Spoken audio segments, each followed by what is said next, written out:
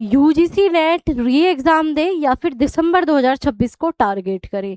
तो इस छोटी सी वीडियो में आपके सारे डाउट क्लियर होने वाले हैं। Hello guys, welcome back to my YouTube channel E N learner. सभी आप सब अच्छे होंगे।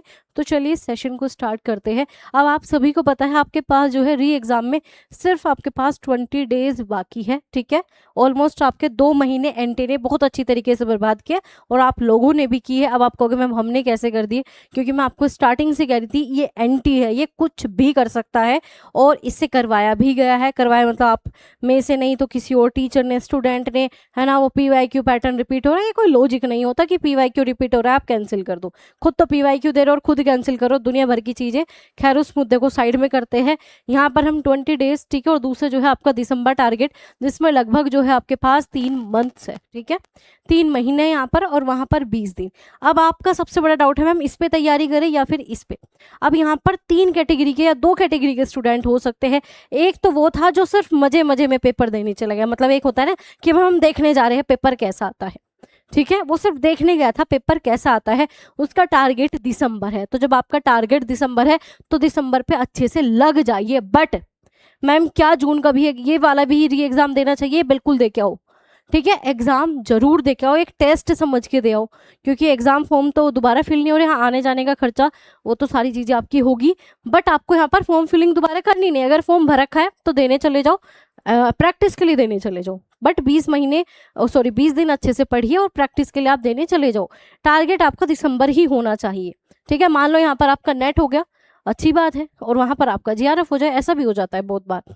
अब जिनका बहुत ज़्यादा सीरियस स्टूडेंट थे, जिन्होंने जून का एग्ज़ाम ये मान के किया था ये मेरा लास्ट और इसमें मैं जीआरएफ ले ही लूँगा, तो उनके पास 20 दिन है। वो अपना 20 दिन की स्ट्रेटजी आज ही मैंने आपके लिए मतलब अपलोड हो जाएगी, उसमें आप अपना रिवीजन पे फोकस कीजिए। जो भी नोट्स थे आपके उन्हें बार बार रिवाइज कीजिए, और 20 दिन में जो 2 महीने का आपने खोया है या 2 महीने आपने जो पढ़ाई नहीं की है वो सब वापस लेके आइए। 20 दिन लग जाइए, क्योंकि अगर इन 20 दिन में नहीं किया तो फिर आगे आपको फिर 3 महीने करना पड़ेगा।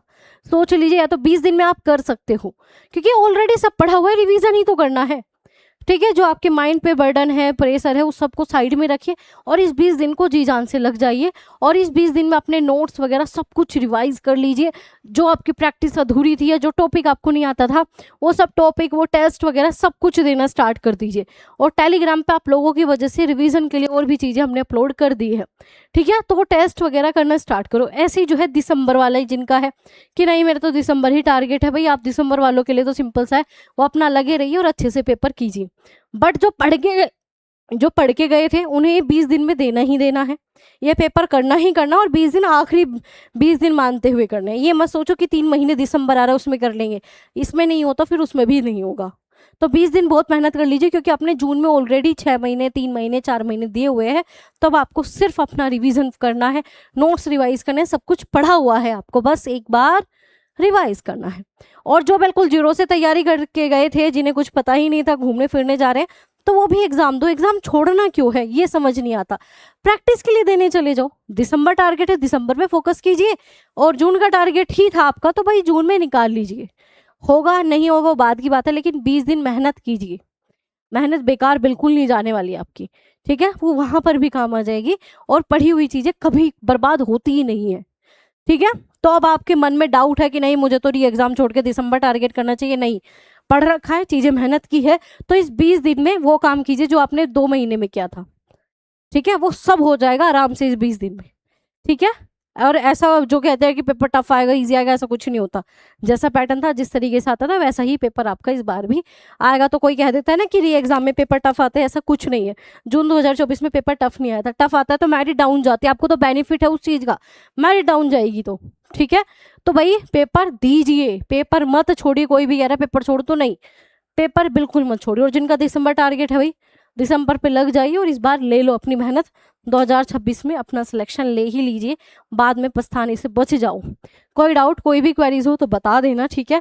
आप चाहते हो कि आपके लिए और भी बेहतर वीडियोस आए, ठीक है, तो अगर इस वीडियो पे, ठीक है, अच्छे खासे जो है आप सभी के कमेंट आते हैं तो हम नेक्स्ट वीडियो जरूर लेके आएंगे, जो भी आपका टॉपिक, जो भी आपका क्वेरीज रहेगी उसके ऊपर, ठीक है। आप सीरियस हो जाइए अपना इस पे, 20 दिन में बहुत मेहनत कीजिए। If you can dream it, you can do it.